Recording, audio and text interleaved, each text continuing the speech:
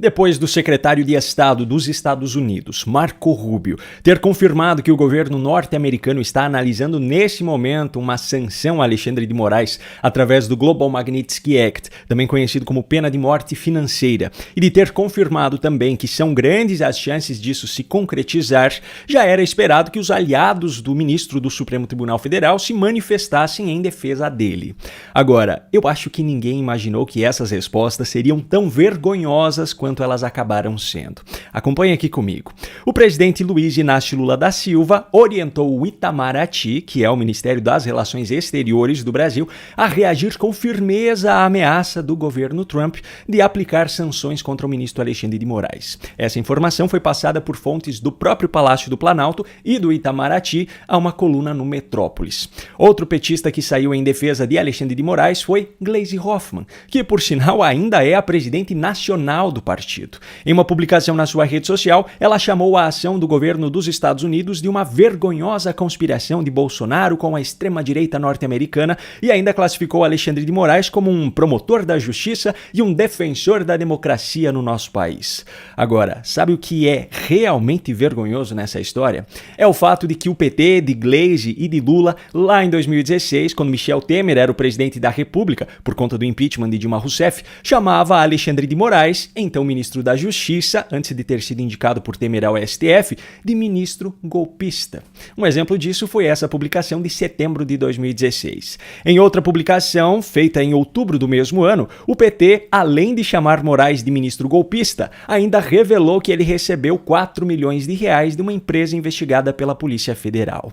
Em 2017, os ataques continuaram. Em janeiro, o partido chamou novamente Moraes de ministro golpista, e em fevereiro, quando ele já havia sido indicado por Michel Temer para o Supremo Tribunal Federal, a própria Gleisi Hoffmann afirmou que essa era uma indicação prejudicial à democracia. Agora, ironicamente, as lideranças do PT demonstram publicamente todo o seu amor pelo ministro.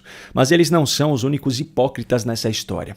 Quando Trump venceu as eleições norte-americanas e a aplicação de sanções do governo dos Estados Unidos contra ministros brasileiros passou a ser uma possibilidade real, os integrantes do STF fizeram piada sobre o assunto. Essa matéria da coluna de Mônica Bergamo na Folha de São Paulo, no início de novembro de 2024, relatou as brincadeiras feitas pelos ministros da Suprema Corte, em tom de deboche, sobre quem seria o primeiro a ter seu visto de entrada nos Estados Unidos cancelado. Pois é, só que agora que isso está muito próximo de acontecer, eles já não estão mais achando a situação engraçada.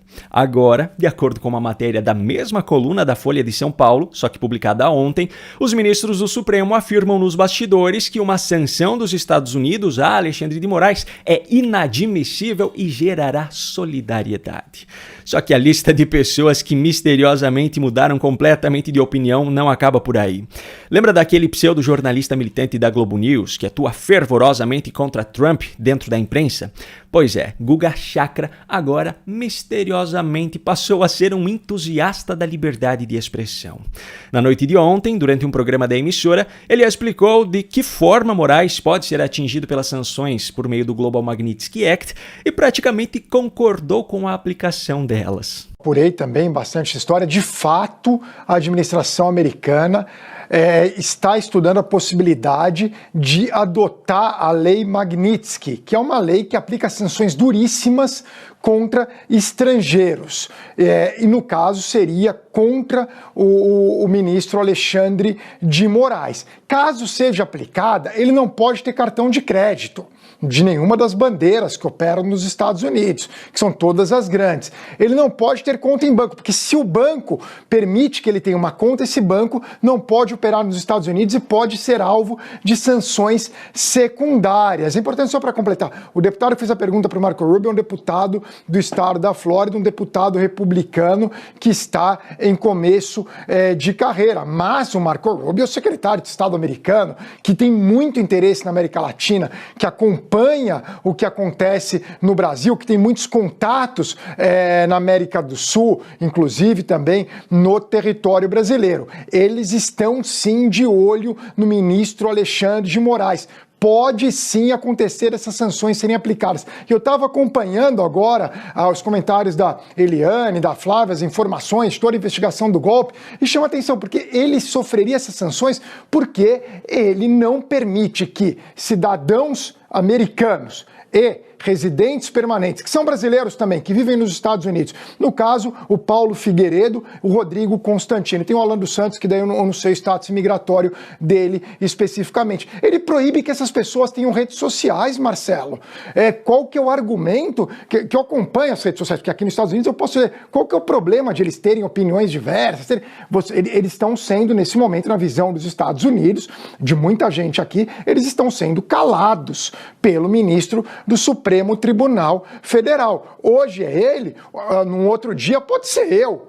Pode ser a Sandra Coutinho, pode ter uma pessoa que pega e não permita que eu tenha redes sociais, que eu possa me comunicar. Isso, eu particularmente, daí agora é uma opinião pessoal, eu acho isso extremamente grave. Eu sou um grande entusiasta da primeira emenda da Constituição americana que garante a liberdade de expressão. Mas não se enganem, o militante dos cabelos rebeldes não teve uma crise existencial e nem reavaliou sua consciência.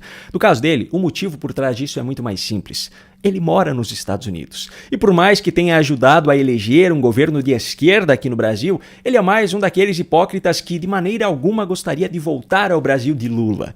Para evitar que ele possa ser um próximo alvo de sanções, o pseudo-jornalista resolveu agora moderar o seu discurso. Que bom que você chegou até aqui. Para assistir esse vídeo completo é muito simples. Acesse tvfloridausa.com e na barra ao vivo você confere toda a nossa programação.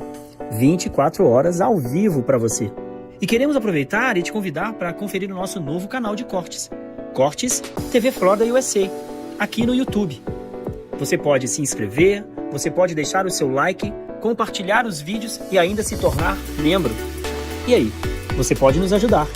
Então, te esperamos aqui no nosso novo canal de cortes TV Florida USA.